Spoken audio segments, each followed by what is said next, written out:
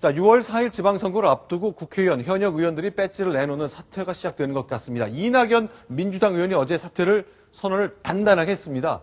안철수 의원의 표현을 따르자면 되돌아갈 다리를 불살라 버린 듯합니다만 과연 이런 도미노가 시작되는지 한번 얘기를 나눠보겠습니다. 이낙연 의원 상황 어떻게 지금 정리가 되고 있어요? 어제 기자들도 모르게요. 네. 국회의원과의 사퇴서를 제출을 하고 네. 그게 오후 한 2시 반 정도 상황이었는데요. 30분 네. 뒤에 이제 전남도 의회에서 국회의원직을 내려놓겠다. 정말 전남도지사를 위해서 다 바치겠다.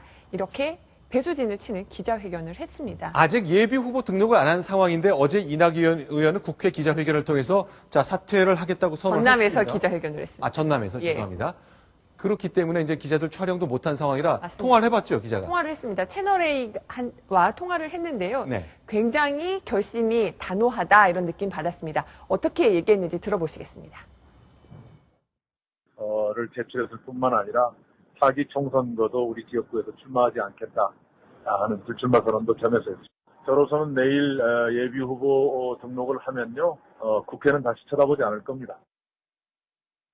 자, 이쯤 되면 나는 아직 민주당 경선 안 끝났으니까 후보 된 것도 아니잖아요. 그런데 일단 난 국회의원직 그만두겠다. 4선 의원입니다. 네, 맞습니다. 그런데 그만두겠다 했으면 경쟁자는 어떨까요? 경쟁자는 일단은 그 주승용 의원은 좀 당황한 기색입니다. 왜냐하면요, 민주당 주승용 의원도 전남지사 그 선거 출마 선언을 하면서 의원직을 내려놓겠다 이미 그렇게 말한 적이 있습니다. 그런데 민주당 의원들이 의원직을 내려놓지 못한 이유 중에 하나는요, 일단 그 주승용 의원 어떤 얘기를 했는지 이제 말하는 그 자료 화면을 보시면서 얘기를 나누겠는데요. 의원직을 내려놓겠다. 과거에는 사퇴하겠다고 약속하더라도 지방선거 공천에서 탈락하면 의장의 사퇴서를 반려해서 다시 의원직을 유지했는데 나는 공천에서 탈락하더라도 의원직을 유지하겠다. 이렇게 배수의 진을 친 겁니다. 어제는 이런 얘기를 했어요. 민주당의 요청을 외면한 채 개인적 입장만을 고려해서 의원직을 사퇴하는 거 바람직하지 않다. 이 어떤 얘기냐면요. 의원직을 사퇴하지 않겠다가 아니라 민주당에서 그 후보 등록을 할 때 그날 그 의원들에게 공문을 보내서요. 지금 당내 후보가 결정되기 전까지는 의원직 사퇴하지 말아달라고 협조를 요청을 했습니다. 그 협조 요청 때문에 주승용 의원은 기다리고 있었던 겁니다. 그런데 그런 와중에 이낙연 의원이 먼저 사퇴하겠다는 입장을 밝히면서 굉장히 이게 좀 선수를 친 거죠. 당황할 수밖에 없는 거죠. 페어플레이에 좀 어긋나다. 이낙연 의원이 페어플레이를 안 한 건가요? 그 페어플레이 얘기를 떠나서 오늘 이낙연 의원이 다시 이제 기자들에게 보도자료를 냈는데요. 그러니까 의원직 사퇴서 제출하고 의장이 처리해 줄 것이라고 기대한다. 그런데 오늘 최고위 도중에 김한길 대표와 또 민주당 노웅래 사무총장이 전화를 와서 계속 예비 후보 등록만은 말아달라 이렇게 부탁을 해서 오늘 후보 등록은 못했다 이렇게 입장을 밝히기도 했습니다. 자, 그러면 의원들이 이제 배수의 진을 치는 게 바로 이런 걸 것 같아요. 네, 의원직 그만두겠습니다. 당선되면 당연히 그만두지만 떨어지더라도 출마 못하더라도 난 그만두겠다는 얘기를 했는데 이게 새로운 패턴일지 모르겠습니다. 과거에는 잘 안 지켜졌잖아요. 과거에는 안 지켜졌습니다. 아까 주승용 의원이 그렇게 말한 그 사연이 있는데요.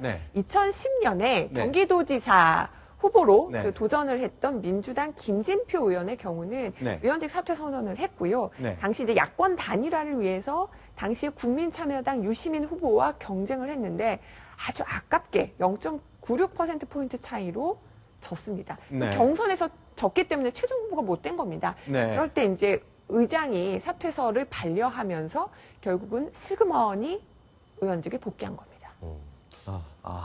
자, 국민 여러분, 저는 이 시간부로 의원직을 그만두겠습니다. 왜냐하면 저는 경기도지사 그 출마에 최선을 다할 거니까요. 한 뒤 출마가 안 되니까 다시 돌아온 거네요. 그 재미난 사연이 하나 있는데요. 강용석 의원 혹시 기억하실지 모르겠는데요. 18대 국회 말미에 그 박원순 시장의 아들 MRI가 조작됐다. 이게 거짓말이면 내가 물러나겠다 했고 결국 이게 같은 것으로 판정이 되면서 강용석 의원이 저 국회의원직 사퇴합니다. 이렇게 기자회견을 했습니다. 근데 결국 그냥 끝까지 국회의원이었습니다. 왜냐하면 국회의장이 처리도 하지 않았고 유야무야 됐기 때문에 사퇴 선언을 했지만 뭐 그것도 좀 지켜지지 않았고요.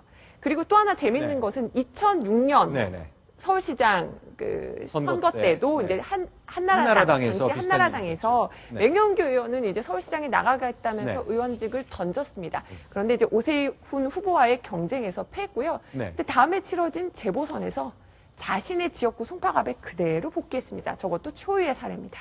근데 맹현규 의원을 위한 변명을 한마디 하지 않을 수가 없습니다. 제가 맹현규 의원하고 친해서 그런 건 아니고요. 자, 일단 뭐 배수진을 치고 나간 거 맞고요. 제가 국회의원직을 내려놓겠습니다 한 건 맞습니다. 맞는데 어쨌든 그 송파갑에 정인봉 의원이라고 기억하실지 모르겠습니다. 정인봉 의원을 공천을 했는데 이분이 여러 가지 다른 전력 때문에 그 공천을 유지할 수 없는 상황이 됐고 그래서 공천을 철회하게 됐기 때문에 당 지도부에서 맹현규 의원을 징발성 전략 공천 이렇게 하게 됐습니다. 물론 본인은 굉장히 스타일을 구기게 됐는데 본인의 의지 때문에 자기가 다시 한번 자기 지역구에서 하겠다는 게 아니라 약간 다른 외부적 요인이 있었음을 말씀드려야 될 것 같습니다. 아니 그래도 그럼에도 불구하고 제가 불과 몇 달 전에 서울시장 출마한다고 의원직을 그만뒀는데 어떻게 또 나갑니까? 저 안 됩니다. 라고 얘기 더 강하게 하셨어야 되는 거 아닌가요? 글쎄요. 뭐 견물생심이라고 하면 변명이 충분히 안 되신 것 안 될까요? 뭐 그런 일이 있었습니다. 알겠습니다. 자, 일단 전라남도 지사 후보 자리를 놓고 민주당 의원들 현역 의원 2명이 다 의원직 그만둘 각오가 돼 있다고 얘기했기 때문에 적어도 한 분은 논리적으로 보면 의원직을 그만두게 될지 모르겠는데 과연 올해는 2014년에는 과거 4년 전, 8년 전과 다른 모습이 있을지 뭐 봐야 되겠네요. 알겠습니다. 자, 시장 선거 전남지사와 관련된 여러 가지 일들은 이렇게 봐야 될 것 같고요. 6.4 지방선거의 하이라이트는 뭐니 해도 역시 서울시장 선거입니다. 정몽준 의원 이미 출마 선언했고요. 내일 김황식 전 총리가 들어와 선언할 것 같고 현직 서울시장도 있습니다. 태격 어제 소개해드렸는데 뭐 끊임없다면서요. 네, 오늘은 새누리당 정몽준 의원이 한 매체와 인터뷰를 했는데요. 이번엔 동대문 디자인 플라자 개관을 놓고도 또 티격태격했습니다. 어떤 말을 했는지 좀 또 화면을 보시면서 얘기를 나누면 좋겠는데요. 자, 동대문 디자인 플라자 개관을 했다. 오세훈 전 시장이 해놓았으니 박원순 시장은 가서 테이프 커팅이라도 하고 폼을 잡았는데 나는 박 시장이 해놓은 것이 없어서 만약에 시장이 된다면 노들섬 텃밭에서 일만 하게 생겼다. 그러니까 박원순 시장 한 게 없다. 또 이렇게 또 우회적으로 비판을 했습니다. 자, 동대문 디자인 플라자라면요. 옛날 서울운동장, 동대문 야구장 이렇게 불렀던 그 동대문 지역의 운동장을 허물어 버리고 기괴한 모양의 세계적 디자이너가 만든 건물을 지어놨잖아요. 저희가 그 영상을 좀 보면서 얘기를 해야 될 것 같은데요. 자, 21일 새로 개관한다는 곳인데 바로 지금 화면에 보이는 이 건물이죠. 자, 이거를 오세훈 시장이 디자인 시장을 내걸고 5천억인가요? 아주 비싼 돈 들여서 지어놨는데, 자, 저게 이제 중국 사람들이 굉장히 좋아하는 지역이고요. 실제로 지금 관광객들이 얼마나 가는지 모르지만 기괴하다는 표현을 썼는데 만든 분들의 입장에서는 굉장히 예술성이 뛰어난 작품으로 만들었다고 아마 얘기하겠죠. 자, 그러니까 이거를 오세훈 시장이 만들었고 디자인하느라 돈 쓴다고 욕을 직사게 먹었잖아요. 그런데 이제 개관은 박원순 시장 때 하게 된 겁니다. 며칠 뒤면 하게 되는 거죠.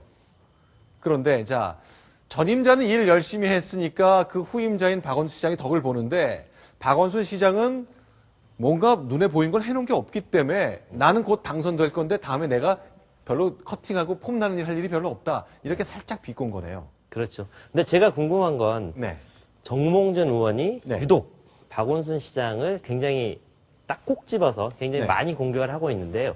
오늘 저 비판에 대해서 박원순 시장 뭐라고 맞받아 쳤을 것 같은데요. 이 발언에 대해서는 아직 맞받아친 거는 제가 지금 발언이 나오는 것은 못 봤는데요. 아마도 지금 계속 어떤 서민 후보냐, 재벌 후보냐 이거 갖고도 논쟁이 있었고요. 심지어 축구 가지고도 신경전이 있지 않았습니까? 그래서 저도 지금 박원순 시장이 어떤 반응을 내놓을지 궁금하고요. 박 시장이 그래서 이런 글을 썼어요. 일을 하다가 죽고 싶다. 과로사가 나의 꿈이다. 그리고 잠깐만 다시 한번. 신동아의 과거에 이제 기고했던 글을 제가 기억하고 있는데요. 박원순 시장이 이제 시장이 되기 전에 이제 그 명사들 글을 봤는데 박원순 시장은 자신이 과로사가 꿈이다. 네. 아, 그렇게까지 말씀하셨군요. 그런 얘기를 했습니다. 결국 그래서 일을 너무 사랑하고 그렇습니다. 박 시장 밑에서 일하면 정말 죽을 것 같아서 난 일하지 못한다라고 하는 야권 인사 얘기도 들었는데요. 그럼 박 시장이 또 저 주장에 대해서는 좀 어떻게 반박할지 저도 궁금합니다. 제가 한 가지 덧붙이고 싶은 건 지금 정몽준 의원이 박원순 시장을 공략하는 건 박원순 시장을 때리는 의미도 있지만 사실은 내가 여권의 후보요. 그러니까 김황식 후보를 견제하는 그런 의미도 들어있지 않을까 저는 나름의 판단 한번 해봅니다. 김황식 전 총리는 이제 내일 귀국해서 출마 선언을 내놓게 돼 있는데 다양한 서울시장 이번 6.4 지방선거 관련된 얘기들이 돌아가고 있습니다.